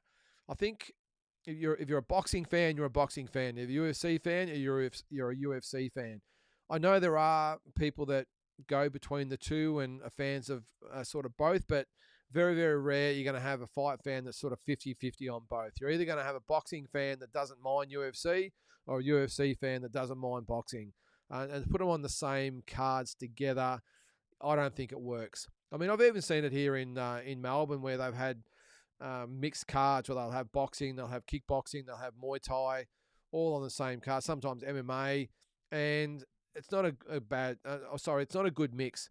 You know, when the boxing's on, you'll get the Muay Thai fans and MMA fans will go and get a beer and go outside for a smoke or whatever it might be and don't watch. excuse me, and then vice versa. When those fights are on, the boxing fans will go and do something else. So I'm just not sure it's a good fit or a good mix. I don't see the sense in having the need to do it. So I'd be surprised if that's the case, James. But maybe Dana White's going to try something different and put them on the same card together. Ali, are you heading up to the No Limits show in May and doing Fight Week plus other programming from Sydney? No Limits stacking the card with multiple names as per usual. I haven't made up my mind yet, Ali. When is it? May 14th. No, the Sam Goodman fight. Is it? No, I'm not for Sam Goodman, mate. I'm not going up there for that. That whole card. Let's have a quick look at that.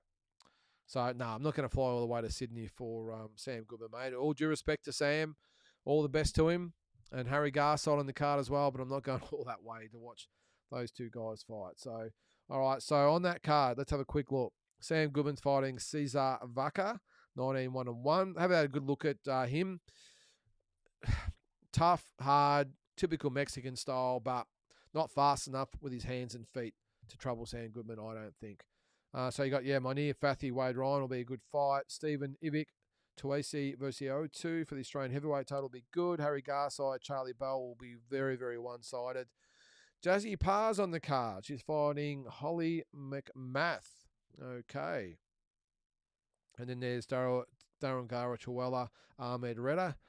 The worst haircut in boxing, in Australian boxing, Ali, is Ahmed Redder. Get a haircut, young man. Can fight, though. Charlie Kazi as well, a lot of talent. I'm not sure about Salvatore Gattuso, who's making his debut. Jazzy Parr, now apparently she had the option to fight Shannon O'Connell in a rematch and didn't want the rematch, so I'm told. So she's going to fight a girl who's 5-4 instead. Anyway, but should be a good event though, Ali, but no, I'm not heading up. All right, Drew, just a thought, but I kind of felt that Anthony Mundine got spooked and lost confidence fighting abroad after he got KO'd by Otke and instead found easy cash on mainly the domestic circuit. Well, yeah, probably, you make a good point there, Drew. I don't think he got spooked. I know he got knocked out in the 10th or 11th round, whatever it was. I don't think he got got spooked and lost confidence fighting abroad. I think it was more so the fact that he realised that if he stayed at home, all the cards are stacked in his favour. He's the hometown fighter. He's going to get paid extremely well. The gate will be through the roof. Pay-per-views through the roof. He did fight overseas only a couple of times. Didn't he? Fought Bronco McCart. The biggest con job ever in Australian boxing. And I take my hat off to Anthony Mundine for doing it. If you don't remember, he fought Bronco McCart in Las Vegas. Now, on main event, pay-per-view it was, by the way. Bronco McCart was just a journeyman. But they built it as Anthony Mundine's coming out party in the States. Anthony Mundine takes over Las Vegas. All the promos with all the Las Vegas and Anthony the Man Mundine takes over Vegas and get on. It's going to be the big test and look out the America. Here comes the man. And ended up fighting in a room with about 100 people in it. The same night, who was it? Danny Garcia fought Amir Khan. So that's where all the boxing fans were at the Mandalay Bay for that fight. They had about 100 fans. I think it was, where was it? I think it was at the Palms. I'll have a quick look. And it was billed as the big breakout of Anthony Mundine in the States. And as I said, he fought in front of about 100 people, got paid basically nothing. But his deal was to get the pay-per-view numbers or the pay-per-view money or revenue from the Australian market because he knew that everyone back home would eat it up with a spoon and they'd be all over it. And he was right. And he made a fortune out of the pay-per-views for fighting Bronco McCart. Now, what year was that? It was in 2012.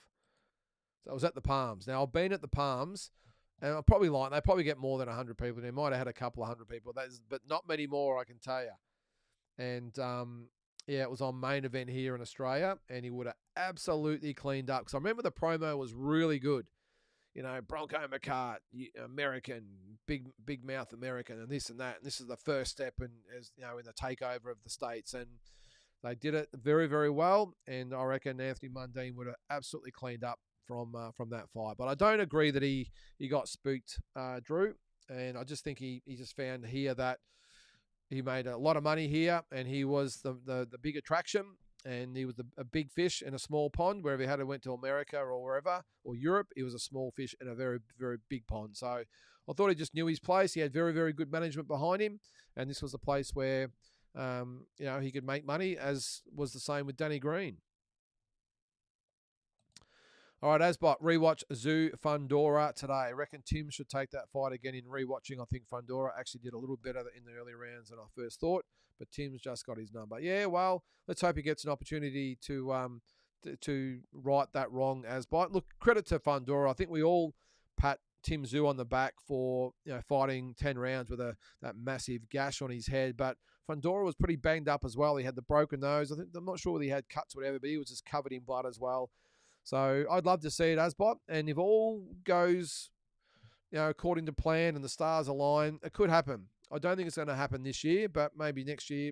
No reason why it couldn't take place. If Tim gets through Keith Thurman and maybe one other fight, or maybe even if he just gets past Keith Thurman, if Fundora hasn't got a lot going on, I know Virgil Ortiz will be having something to say about that as well. He'll want to fight Fundora.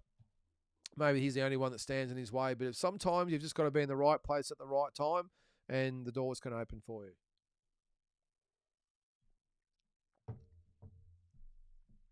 All right. Where are we? Ali again. Any update on Cesar Afakam? He started so strong, but seems like his deal with Tomlinson and Wildfighter has ended. A talented and entertaining fighter almost in the wilderness currently. Yeah, well, he did lose on Will's card, didn't he? I'll have a quick look at him as well. If I can find him here. Cesar. A lot of talent too. A hell of a lot of talent. And I'm surprised that No Limit or one of those types of firms didn't pick him up, because he's got so much ability. And whereas he's 6-1-1, hasn't fought since June last year. He did have a win over Lockie O'Shea, but before that was beaten by Joel Taylor. That was in September of 2023. So pretty much one fight in 18 months, or a bit over 18 months. He's only young though. How old is he? Has it got his age there? No, it hasn't got his age there. Still a bit of time for him, Ali. Don't give up on him yet, but he's got a lot of ability. I think he'll be back, but he, again, you're either in or all out. He's got to decide whether he's all in. All right, Naz, Salvador Sanchez will be a good one for In Focus. Never got to see the best of him. Tragic. Yeah, died at 23 years of age. Now, he's going to feature this week, Naz. I've decided to do an Aussie version. And the best one, of course, is, in my opinion, the number one fighter we've ever had, and that is Jeff Fenech. So Jeff Fenech is going to be In Focus this week. I think I'm going to change the name, Naz. The In Focus thing, it doesn't, as I think I said last week, doesn't really do good for the algorithm as far as people looking and going, okay, or what is it? Is it just looking at his career? What is it? So I think I'm just going to call it Dream Fights, and then the name of who's up. So I'm going to do Jeff Fenech. Now, some of the fighters he's going to be matched with. Let's have a quick look. He's going to be matched against Salvador Sanchez. Now, I've only gone 122 to 126, I think, Naz. I don't think... Well, look, he had some of his best fights at bantamweight, or 118, but I think he was at his peak at 122 and 126. So I've got Salvador Sanchez. I've got Vasily Lomachenko. I've got Wilfredo Gomez. I've got Naoya Inoue. I've got Marco Antonio Barrera. We've got Guillermo Rigondeaux. We've got Eric Morales. We've got Barry McGuigan.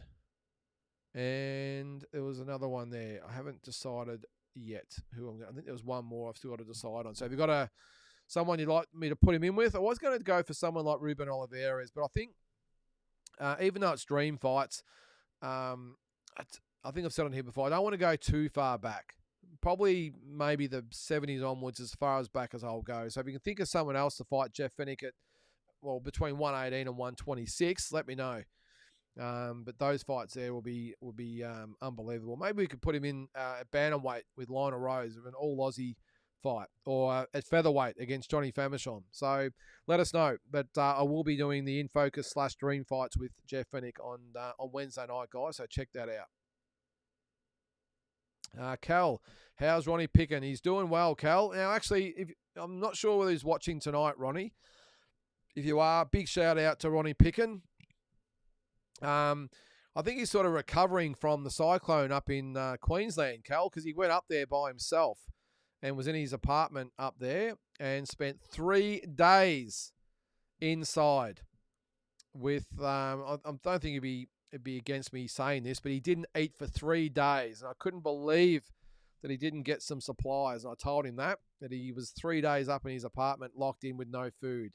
Very, very silly man, Ronnie. So if you are watching, I hope you're better, mate. I think he's been back a few weeks now anyway. But, yeah, next time, Ronnie, and you go to a city that's got a cyclone coming up, go to the supermarket, at least buy some chips and crackers and that sort of stuff to tide you over. Thank God he had water up there.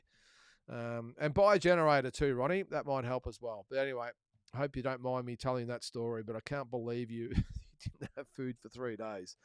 All right, Ali. Unfortunately, I think boxers like Leak won't be put up against top guys, as Alice Boxing or any promoter will protect their asset instead of putting them up against the top boxers in the country.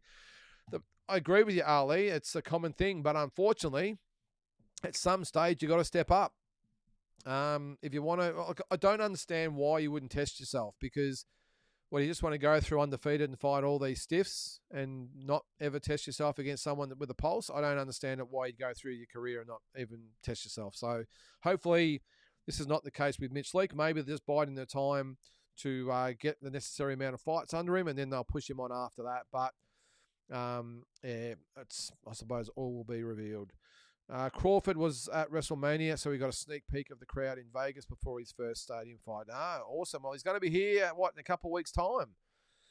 Spoke to Tazzy Brown a couple of days ago, and it's all full steam ahead. Terence Crawford will be out here for the event, the speaking tour. So, again, it's $5,000 for a table of 10, and you get a meet and greet and a photo and all that sort of stuff, food, alcohol, and, of course, you sit in a venue with Terence Crawford there will be amazing. So if you've got 9 mates to go in with, it's $500 a head, which I think's actually quite reasonable. It includes your food and drink and a pretty sort of a captured type of audience in there. It's not going to be thousands of people there. It's going to be a very small crowd in a really good little venue, the Melbourne Pavilion. So get on and when I'm sure the tickets will be available any old day now. But apparently it's all systems go, and Terence Crawford will be in Melbourne, Brisbane, and Sydney. All right, Drew, for the first time ever, I actually think Tyson Fury has officially retired. After losing to Usyk twice, I think the air has been taken out of his balloon. Number one or nothing mentality. I'm with you there, Drew. And I think, like most people, I thought that he'd be back. I really thought he'd be back at some stage. But I've got a feeling like you, mate, that I think that's it for Tyson Fury. And the Anthony Joshua fight's still there, but I think I'm with you. It's all or nothing for Drew. Sorry for Drew. I'm looking at your name there. All or nothing for Tyson Fury. And if you can't be number one, then what's the use? I think that's his mindset. And look, he's probably worth a couple of $100 million, so I'm sure he'll be fine. Turkey was also at WrestleMania, apparently. Yeah, well, it makes sense, doesn't it, with the big fight in September coming up. Eminem, Gabriela Fundora is a fun girl to watch. Fight. Loves a KO. Yeah, she's a lot like her brother, isn't she? Southpaw. She got a pretty good left hand. She knocked the girl out yesterday. I like Gabriela Fundora. And I don't mind the females. If it's a good female fight, I'm happy to watch it. A lot of people will just for the sake of it being women, they won't watch it. But hey, that Katie Taylor Amanda Serrano fight's one of the best fights I've ever seen, or both of them. The Sandy Ryan and Michaela Mayer fight was a ripper a couple of weeks ago. Savannah Marshall, Clarissa Shields. Been some really good fights over the journey. Michaela Mayer and Baumgartner was good as well. If it's a good fight, I don't care whether it's male or female. Eminem, I'm watching. All right, Ryan. Loved the show. Thanks, Ryan. With Jamal Charlo looking at coming back apparently on May 25th, and he's victorious, being a champion recess. Will he be elevated for a title shot? May have been good for Tim.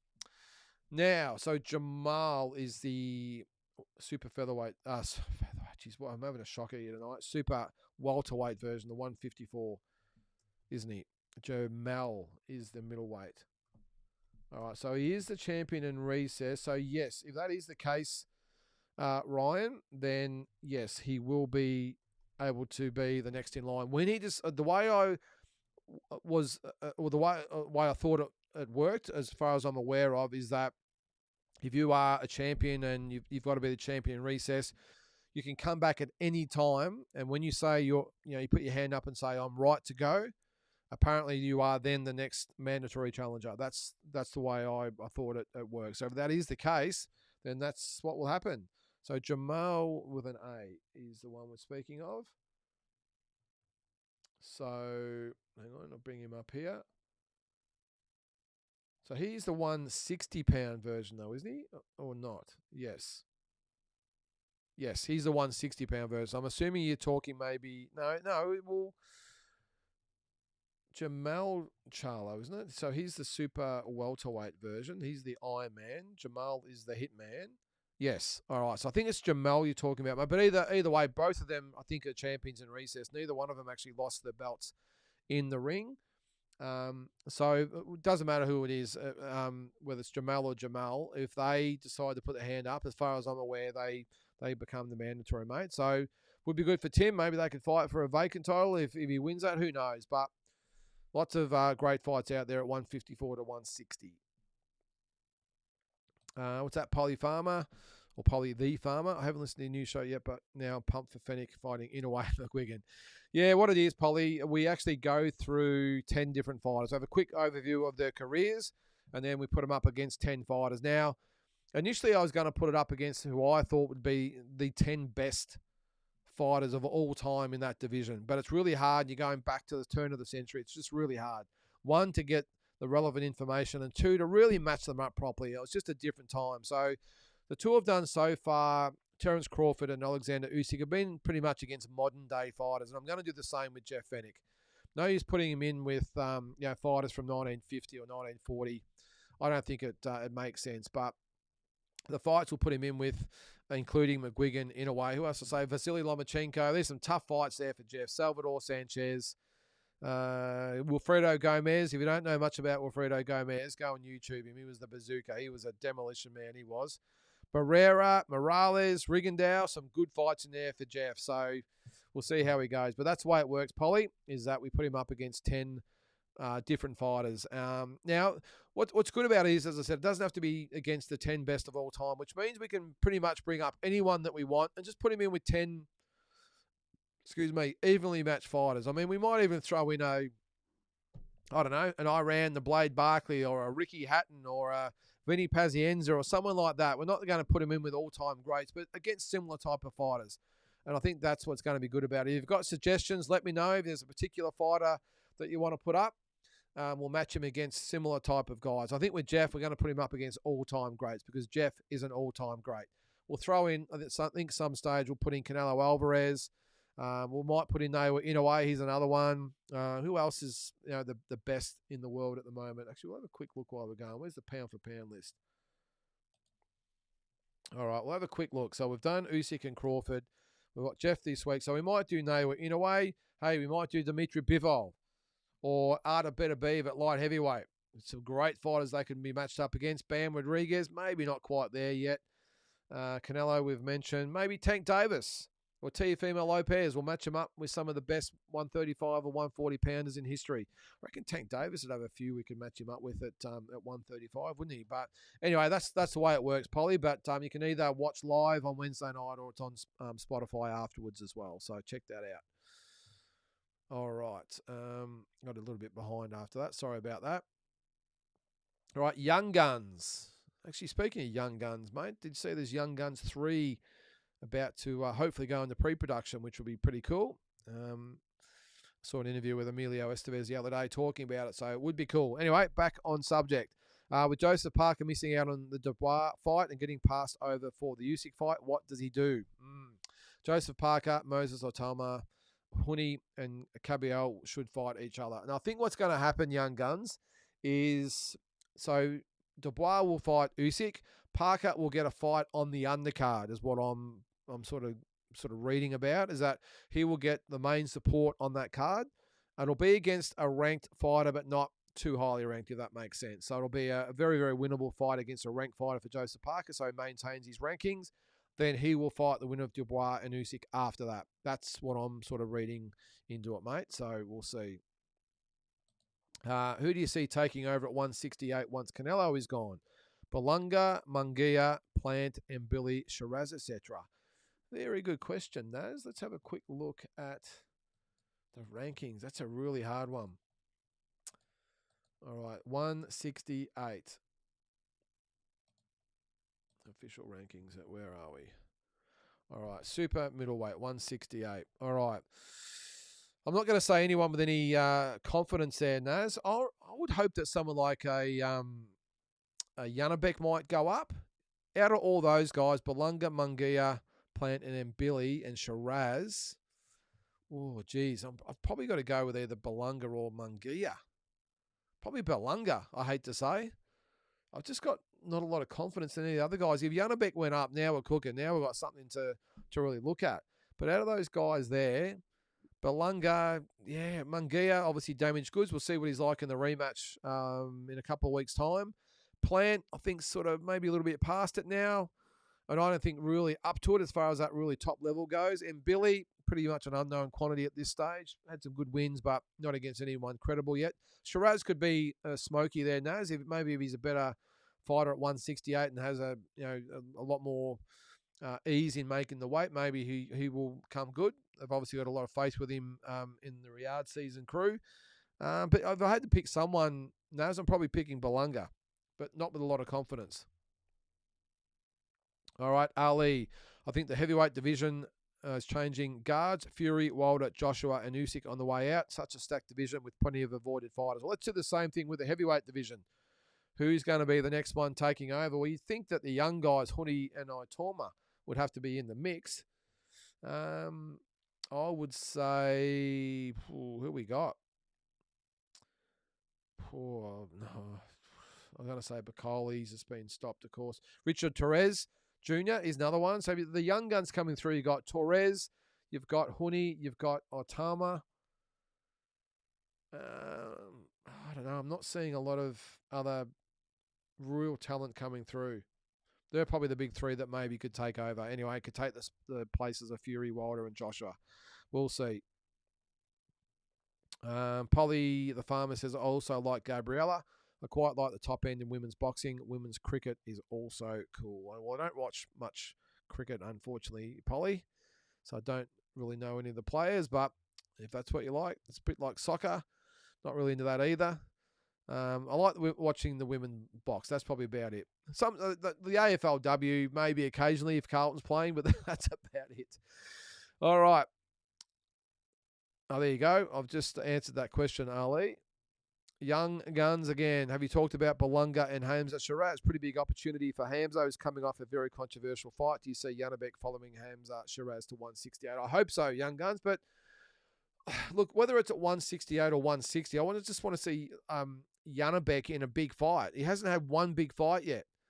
And if you look at those divisions you just spoke about, 168 or 160, well, obviously the big dog at 168 is Canelo, but also the other guys that I mentioned before, Belunga, Plant, and Billy, all great fights. But even at middleweight, there is Andy Lara and Carlos Adames, and maybe Tim Zeus. Charlo comes back. Ortiz moves up. So it could be a hot division. So, yeah, let's hope Janabek sort of stays at 160 for the time being. But if he does go up, well, I think it's Hamza Shiraz and Janabek would be the big fight apart from Canelo, wouldn't it? But that we have talked about the Belunga Hamza Shiraz fight, mate, and what a great card it's going to be. So looking forward to seeing how Imam Kataev goes against David Morrell. So Jamal champion in recess for WBA 154. So Mole ain't got shit. Okay, I didn't know that. All right. Naz, Parker shouldn't have to fight a beast next. He's earned his shot, maybe an easier fight, and then the winner of Usyk and Dubai. Yep, that'll be exactly what's happened, Naz. What's that? Put Fennick against the Prince Nazim. I like that. I'll write that in there now. Naz, sorry, Polly, that was. So what was he? Featherweight, wasn't he? All right, I like that. Prince Nazim. Great fight. Now, all the fights will be on Instagram tomorrow. So keep a lookout for that, and you can vote for who you think would win those fights. So that gives us Salvador Sanchez, Vasily Lomachenko, Wilfredo Gomez, Naoya Inoue, Marco Antonio Barrera, Guillermo Rigondeaux, Eric Morales, Barry McGuigan, and Prince Nassim. Very, very good fights there for Jeff Fennick. All right, Turkey's charging $90 for a bundle package each for Canelo, Skull, Ryan versus Rolly. Yep, I did buy that Young Guns. This is a nice jump from $25 for Better Beev and Bivol to now $45. What does the jump in price mean for Turkey? Yeah, it's a good call too, Young Guns. Look, maybe he's going to do what DAZN sort of did at the start and pretty much give the vision away or the telecast away.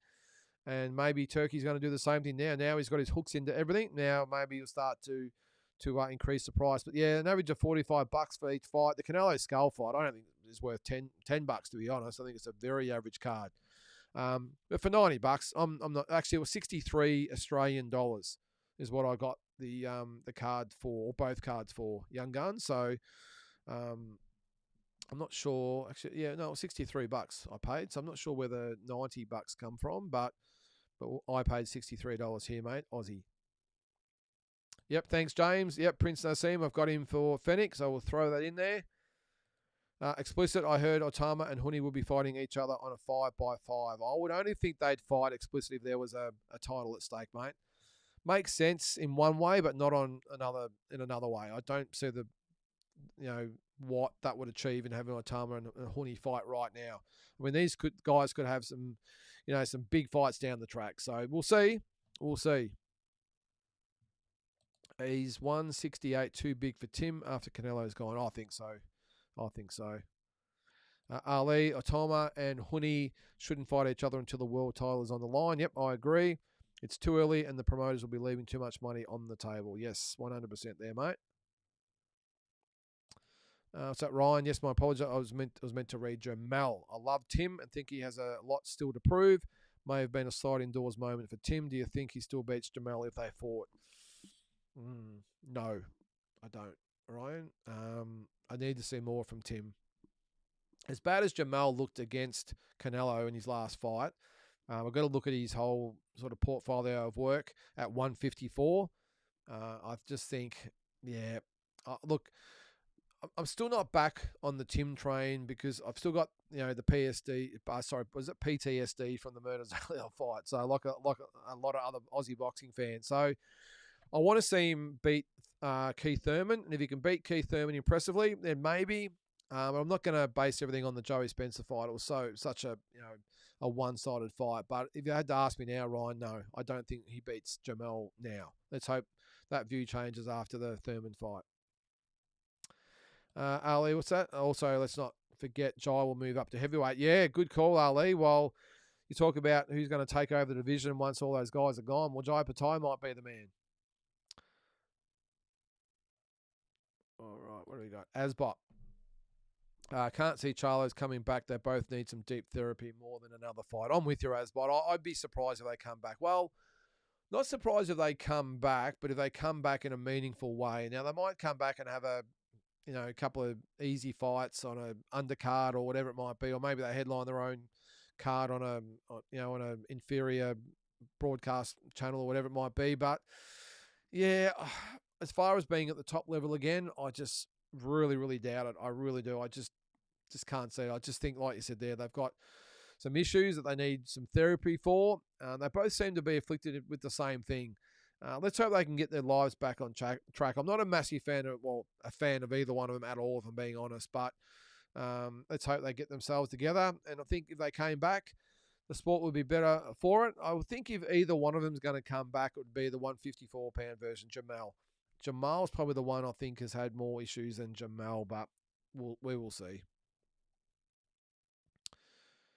What's that, Ali? Any update on George Kambosos' fight still not announced? Yeah, that's a good one, Ali. I've been wondering the same thing. Now, Richardson Hitchens actually commented, not the weekend gone, but last weekend, saying he expected the fight to be announced then. So what's that, about 9 or 10 days ago? And it hasn't been announced. Now, don't forget, this is the same thing that happened with George's fight with Duard Jordan. And now he was teasing it was going to be released for probably a month before it was actually announced. So maybe this is the same. But if they're talking about, June 14th, what is that, about 8 weeks away? Excuse me, I have a drink here. Sorry, guys. It's pretty hard talking for 2 hours straight sometimes. Yeah, so what is it about? Might be 7 weeks away, is it? 8 weeks away? But either way, the announcement should be any old day.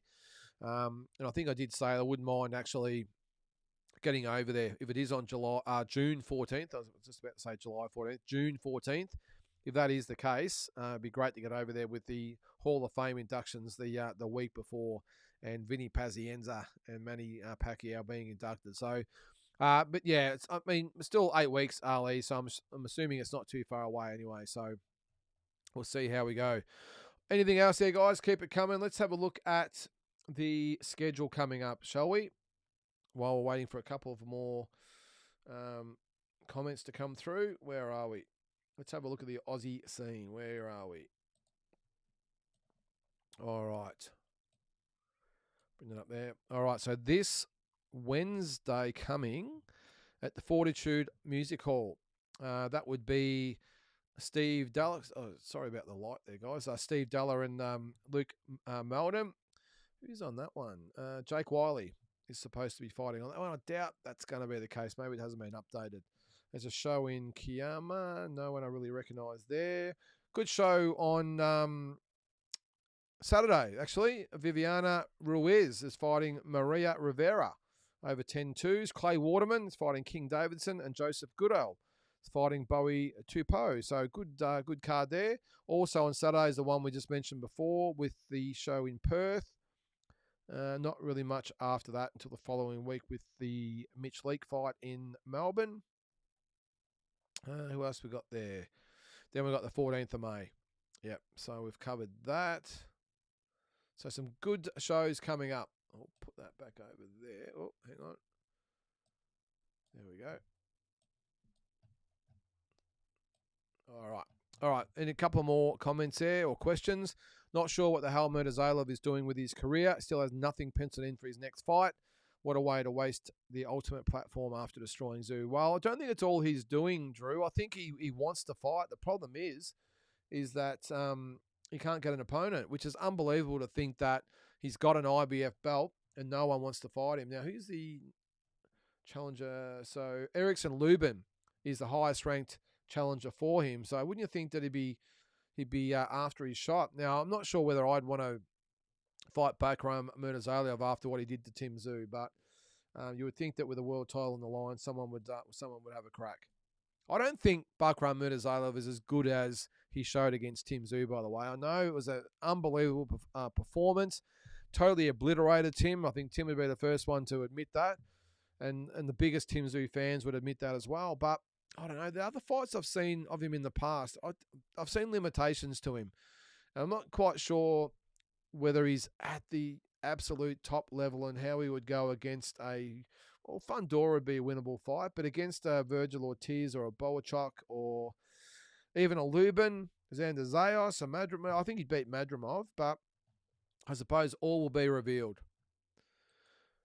Al or AI, is it? Hitchens beats George in a boring 12-round decision. Tell me I'm wrong. Yeah, well, I'm not going to tell you wrong, Al.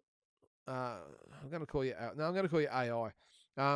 Yeah, I'm not going to say you're wrong, AI, because that seems to be what the majority of people think. I'm just trying to see a way that George outmuscles Richardson Hitchens, and I can't see it. I see George. I see it as a little bit like the Devin Haney fight, where George is trying to get inside. He's trying to push the pace, trying to muscle in on Richardson Hitchens, but Hitchens just having too many smarts, too much boxing IQ. So it's going to be a big ask. I really hope that George can do it. I tell you what, though, he's got an excellent team behind him as George Kambosos, because he first of all got the Teofimo Lopez fight and hadn't. I know he'd beaten Lee Selby and who was the other one he beat? Mickey Bay. So he deserved his shot, but he got that fight after the delays. He kept getting, he kept in line to get those shots. He could have easily been falling away and Lopez fought somebody else, because I get the impression Lopez wasn't overly impressed about fighting him. He's a no-name at the time. They got him that fight.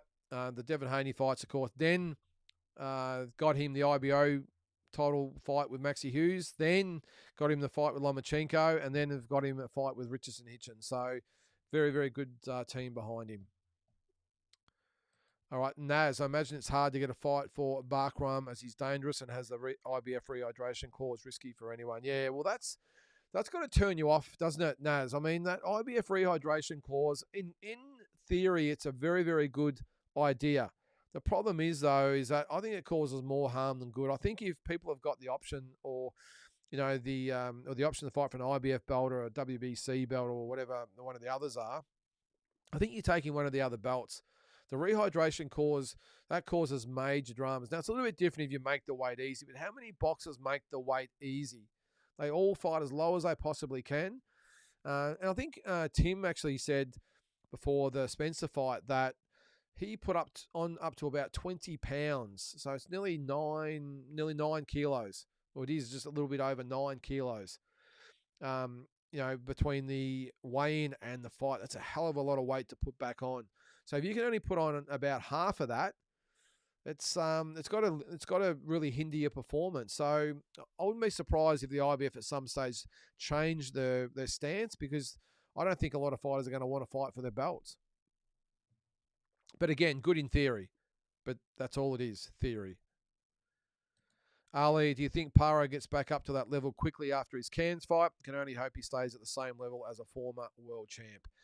I think he'll get opportunities, Ali. We're seeing it with Matisse now. I mean, he lost to Liam and he won his last fight, didn't he? But now he's got a WBC title fight. So if Liam can fight and win his next fight, so was that June 11th? He might find himself in line. So the champions at the moment, so Hitchens, of course, won't be it because he's fighting George. Now, who knows if George beats Hitchens and Liam wins his Cairns fight, maybe we set up the all-Aussie super fight, which will be awesome. So that's one good thing to look forward to. If it's not that option, then maybe, look, he could, well, Puello's out of the equation because he's fighting Matisse. Lopez, maybe, although he's looking at sort of bigger fish, isn't he? So who knows, maybe a Gary Russell in the WBA says, okay, I'll give the former world champion a go as a voluntary. You just don't know. But I think if he gets past that fight, no limit behind him, I think he'll get in a big fight after that, mate. And it could be a world title fight. We'll see.